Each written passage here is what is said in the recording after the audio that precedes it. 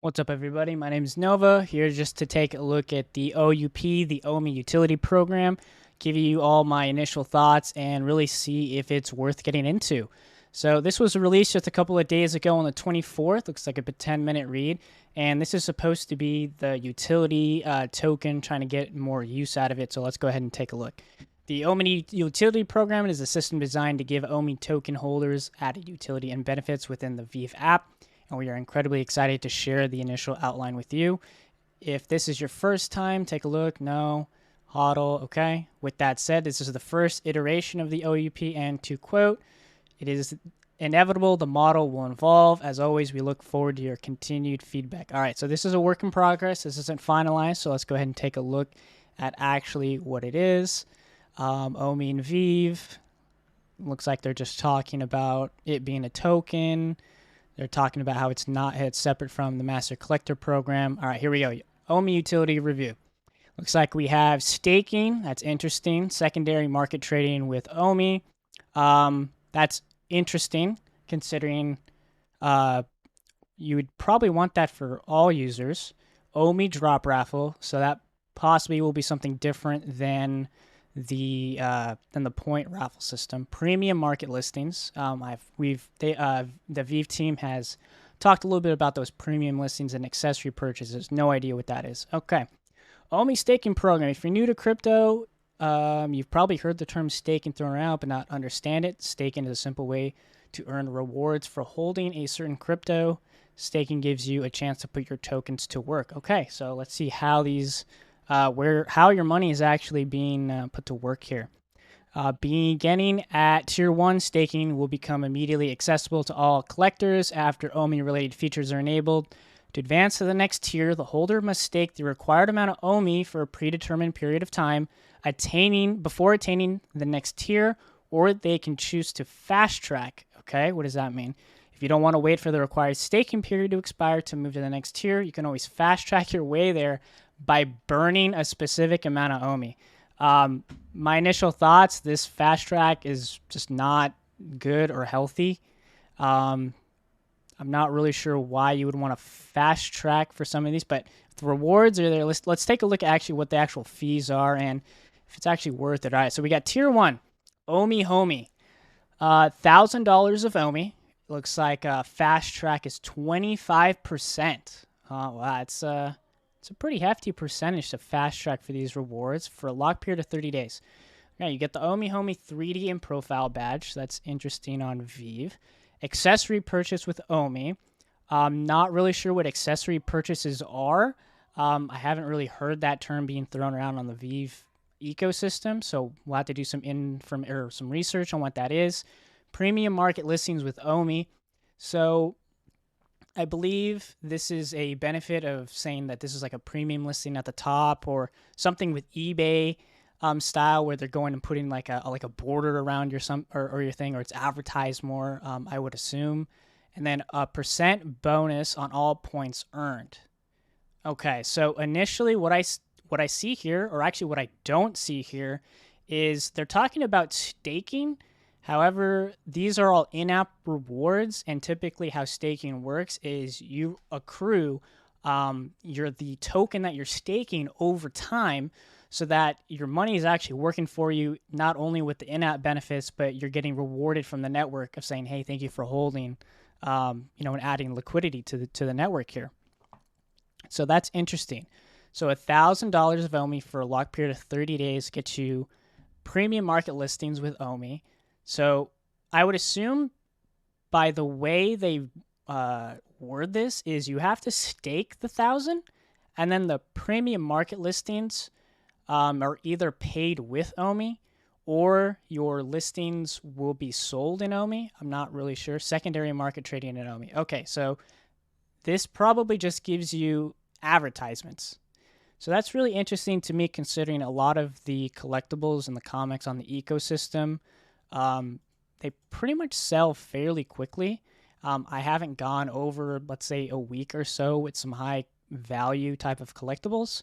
So I'm very interested to see what that actually means, and if they're going to evolve this premium market. So, for example, if we had a a looking for or a buyer list of people that says, hey, I'm looking for like this specific collectible, this would make sense saying, hey, we can blast out to all the people we already have in our ecosystem. So I'm really curious to see how that pans out.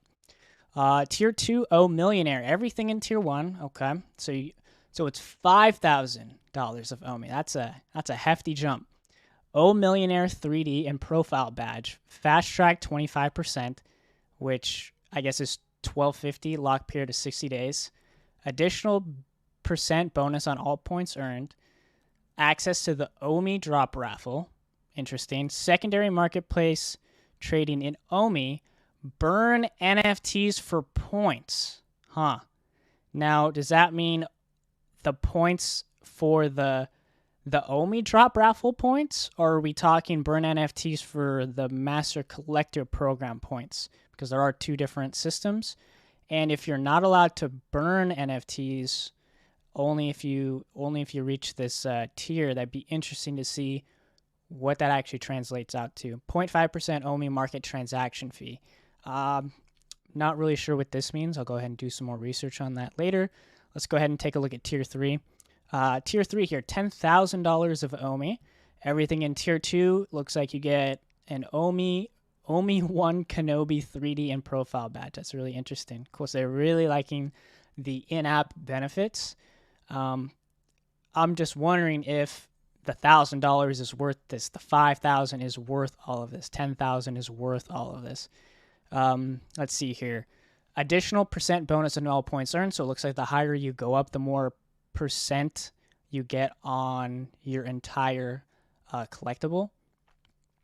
So again, I'm not really sure if this has to do with the OMI drop system or the MCP. They said it's different, so they're going to have to really figure out the in-app currencies, because if they're going to introduce 2-3 more currencies with different types of systems, it has to be very clear to new users what goes where. And if this is a tier available to them, what actual benefits they get if they are worth it. Display mint number next to NFTs in showroom. I feel like that should be a benefit everyone should get today. So I'm really confused on this one. Why we need $10,000 locked up just to display mint numbers. Rent collectibles. That's interesting to me. I wonder how this one's going to play out. I'm not sure if they did a feedback report or if users are asking for this. Someone tell me a little bit more utility on how the rentals would work. My idea is once the metaverse comes, maybe people want to take pictures or rent them out, or maybe with a different utility in the future, that renting them actually makes sense if they're going to specific events, or if you need to hold a certain number of a certain collectible or a comic at a time. So again, these are interesting ideas. It's just they're not as flushed out as they need to be, and if I'm not really feeling the value of how much you need to stake versus what you're actually getting. Unlimited showrooms. Okay, that's interesting. Expanded AR features. So they are feature locking their app behind a paywall, and then 0.25% OMI market transaction fee. Okay, so it looks like when they do conduct transactions, you're just paying less fees in OMI. Okay, so the OMI staking program is designed to benefit collectors within the app, while token holders also benefit from reduced circulating supply. I mean, that is half true. In order to earn these benefits, you must stake your tokens for a predetermined amount of time, so it's basically a vault. However, we understand the circumstances change. During that time, you may need access to your tokens. Okay, so as such, you will be able to withdraw your stake before the staking period has elapsed if you choose to do so. However, it will be subject to a 10% fee. Whoa, that is a hefty fee. That is you really have to be making sure that if you believe in the project, 10% is it's pretty hefty for a 30, 60, 90-day lockout period. Because let's say if everyone says you don't lose money unless you sell. However, like this one is saying, sometimes that circumstances do change, and that 10% may be a hefty fee there. If you do not need to withdraw your tokens early, they will become available again at withdraw at no charge. Okay, once a staking period. However, It is important to note you will lose your staking tier and benefits upon withdrawing your stake. Oh, so you need to permanently have this locked away. This isn't a 90-day locking period. This is I need $10,000 in Omi forever in order to get these. So that's interesting to myself. Secondary market trading. Collectors who are enrolled in the OUP will have the option to buy and sell via Omi. In order to do so, must have their Omi wallet enabled, from which isn't that enabled for everyone? Omi will be transferred the buyer's Omi wallet to the sellers on success. Okay, so if you're buying with Omi, does that mean you cannot buy Omi unless you have these tiers, or can you in the future buy things with Omi without having those? So again, we're going to need some clarity on a few of these options to make sure that everything is flushed out and everyone understands and is on the same page. So let's go ahead and take a look here. Regulation and compliance. As regulations of NFT, blah, blah, blah, implement KYC and AML procedures. As a result, collectors wishing to transact in Omi will need to pass KYC to participate. Interesting. Okay. So with KYC coming, I have two things with that one. It's interesting to me they would go in this direction because what most people do today is they just do everything privately because there's no withdrawal functions. So instead of having to pass KYC, what would stop someone from just selling this with Omi today? So again, just interesting things that they need to take a look at. Especially if it's very simple, we shouldn't have a problem with it. But again, it's just another barrier to entry to enter the VeVe ecosystem. So with each market transaction, the platform fee of 2.5 to 8.5%. Okay, so they're keeping the transaction fees, the decision to pay market fees in gems. Okay, so market fees are paid in gems, not Omi, which is weird because didn't this one just say that this one is? I feel like they go into that though. A portion. Oh, they do an example here. All right, so that's just numbers. Let's look at the drop raffle. The OUP drop raffle gives collectors a greater chance to obtain a specific collectible in an upcoming drop. A percentage of additions in a drop will be made available for the drop raffle. Users can participate using Omi tokens to participate tickets. Okay. At a set time, drop raffle will open to those collectors and staking 2 or higher. Collector can choose which collectible and rarity they want to buy the tickets for.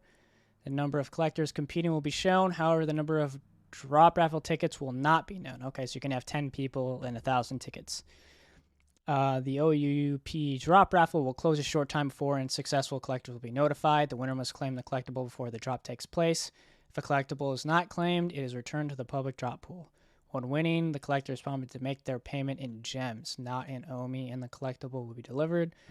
Cool. Within the store, various accessories will be made for purchase. Accessories that can be made for purchase be non-branded, high edition items, allowing collectors to trick out their showrooms. Omi that is spent on accessories is burned.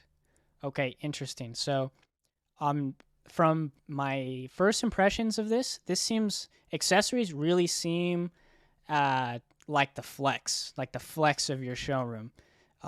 I'm not really sure if these have any resale value, if it's non-branded high edition or if it's unlimited edition. We'll have to see how many users actually go and use these, especially with the accessories. If we're scrolling back up, when do you need to, in order to, no, let's see. We need to be able to see if accessories can be purchased with Omi or gems or both. Premium market listings, here we go. Collectors can choose to spend Omi, okay, on premium market listings that display before for any given collectible for greater market exposure.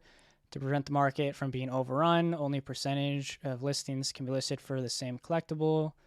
Premium listings will be featured on the market landing screen. Omi that is spent on the premium market listing is burned. Okay. So, from my understanding, it looks like the Omi and the gem, they're trying to integrate both of them together to do very similar types of utilities on the platform. I would say it's pretty dangerous because you're going to want to differentiate them, or else people are going to say, why would I choose this platform over the other, depending on the ease of use. So depending on the clarity or what the actual benefits are, that's going to be the biggest roadblock there. Okay, so phase one, staking and tier structure, Omi drop raffle, accessories, premium market listings, rental, work in progress, planned. Why is Omi not a part of MCP? MCP benefits for collectors within VeVe. However, VeVe has been designed within the mainstream audience in mind, such as the MCP was designed more specifically to reward collectors, and as such, MCP levels must be earned rather than paid. Interesting. So they're trying to say this is not a pay to win type of system, which is interesting to me because if we scroll up, that's exactly what a lot of these are. Pay to win. Here we go. We got a fast track here, fast track here.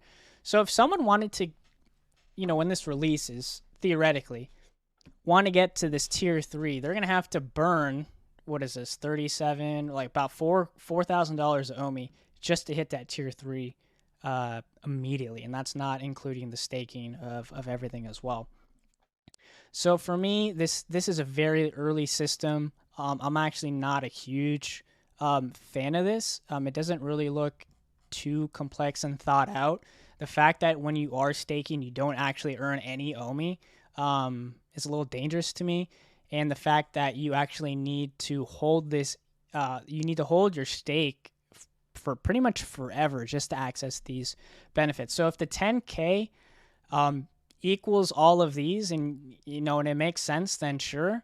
But as of right now, I just don't see the benefit of a couple of these programs here. So thanks for checking it out. Let me know if you have any questions, and then we can definitely go from there. Thanks for watching.